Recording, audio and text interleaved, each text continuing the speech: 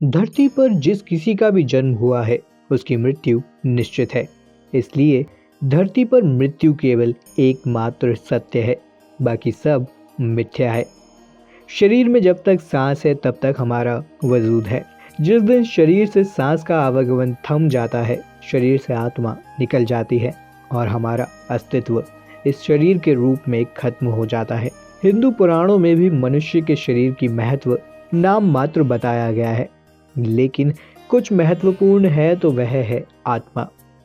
हिंदू धर्म में मृत्यु के पश्चात दाह संस्कार किया जाता है।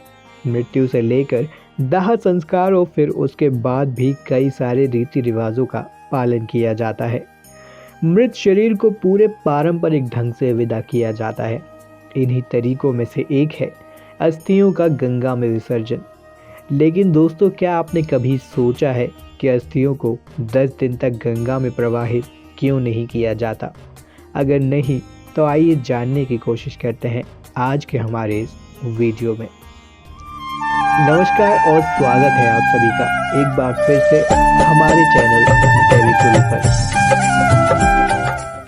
दोस्तों, अस्थियों को पूरे 10 दिन सुरक्षित रखा जाता है, फिर 11वें दिन श्राद्ध व तर्पण किया जाता है। आखिर 10 दिन तक अस्थियों का संचय क्यों किया जाता है? हड्डियों में ऐसी कौन सी विशेष बात होती है जो शरीर के सारे अंग और हिस्से छोड़कर उनका ही संचय किया जाता है? वास्तव में अस्थि संचय का जितना धार्मिक महत्व है उतना ही वैज्ञानिक भी। हिंदू धर्म में मान्यता है कि मृत्यु के बाद भी व्यक्ति की सूक्ष्म आत्मा उसी स्थान पर रहती है जहां उस व्यक्ति की मृत्यु हुई थी।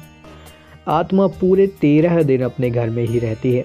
उसी की तृप्ति और मुक्ति के लिए 13 दिन तक श्राद्ध और भोज आदि कार्यक्रम किए जाते हैं। अस्थियों को मृत व्यक्ति का प्रतीकात्मक रूप में माना गया है। जो व्यक्ति मरा है उसके दैहिक प्रमाण के तौर पर अस्थियां संचय किया जाता है। अंतिम संस्कार के बाद देह अंगों में केवल हड्डियों के अवशेष ही बचते हैं जो लगभग जल चुके होते हैं। इन्हीं को अस्थियां भी कहा जाता है। इन अस्थियों में ही व्यक्ति की आत्मा का वास भी माना गया है। जलाने के बाद ही चिता से अस्थियां ली जाती हैं, क्योंकि मृत शरीर में कई तरह के रोगाणु पैदा होते हैं जिनसे बीमारियों की आकांक्षा होती है। जलने के बाद शरीर के ये सारे जीवाणु और रोगाणु खत्म हो जाते हैं और बची हुई हड्डियों में जीवाणु मुक्त होती हैं। इनके छूने या इन्हें घर लाने से किसी प्रकार की हानि का डर नहीं रहता।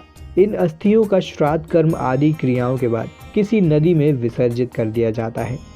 अगर आप गंगा किनारे हैं तो उसी दिन अस्थि विसर्जन कर दें, अन्यथा घर के बाहर किसी पेड़ पर अस्थि कलश लटका देना चाहिए और 10 दिन के भीतर गंगा में इन्हें विसर्जित कर देना चाहिए। 10 दिन के भीतर अस्थि गंगा में विसर्जित करने पर प्राणी को गंगा घाट पर मरने का फल मिलता है। दोस्तों, अस्थियों को गंगा में बहाने के पीछे एक कथा भी प्रचलित है। पौराणिक कथा के अनुसार एक बहुत ही निर्दयी व्यक्ति अपने परिवार के साथ रहा करता था। वह कई लोगों को सताता था। उसने अपने जीवन में कभी कोई पुण्य कार्य नहीं किया।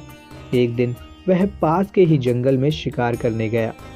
उस दिन एक वाघ ने उसको मार खाया। उस दिन एक बाघ ने उसको मार दिया। उस व्यक्ति की मृत्यु के उपरांत यमदूत उसकी आत्मा को लेने आए। उसके शरीर का अधिक से अधिक भाग तो बाघ ही खा गया था और बचा हुआ भाग अन्य छोटे मोटे पशुओं का भोजन बन गया था।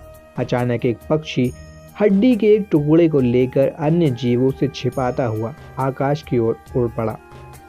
उसके पीछे दूसरा जीव भी भागा और दोनों के बीच हड्डी को लेकर विवाद होने लगा। एक तरफ यमलोक में उस निर्दयी व्यक्ति के पापों का लेखा जोखा देखा जा रहा था, वहीं दूसरी तरफ वो 2 जीव उस मृत व्यक्ति के शरीर की हड्डी को लेकर झगड़ रहे थे। उनकी लड़ाई में हड्डी गिरकर सीधी गंगा नदी में जा गिरी। गंगा नदी में हड्डी के गिरते ही वो पवित्र हो गई और उस व्यक्ति के समस्त पाप धुल गए और वो नरक की यातनाओं से बच गया। इसलिए तभी से ये विधान भी शुरू हो गया कि अंतिम संस्कार के बाद अस्थियों को गंगा नदी में विसर्जित कर दिया जाए। तो दोस्तों, वीडियो आपको कैसा लगा हमें कमेंट सेक्शन में कमेंट करके ज़रूर बताएं। वीडियो पसंद आया हो तो वीडियो को लाइक और शेयर ज़रूर करें।